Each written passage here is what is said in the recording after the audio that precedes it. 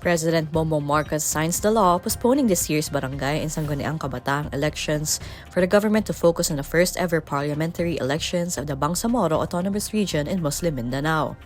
Republic Act No. 12232 reschedules the supposed December 1, 2025 BSKE on the first Monday of November 2026.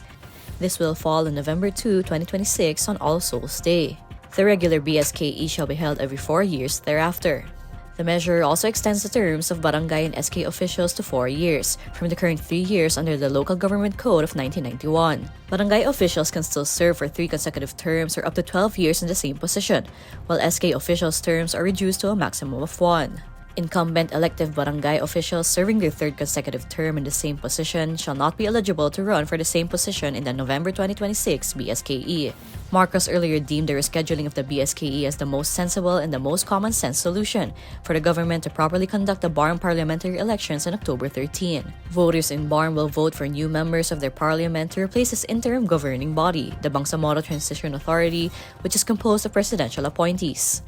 According to Marcos, the BARM parliament polls are so important, saying their failure would compromise the ongoing peace process. Veteran election lawyer Romulo Macalental earlier urged the president to veto the bill deferring the BSKE. He argued it was a recycled version of a law previously nullified by the Supreme Court.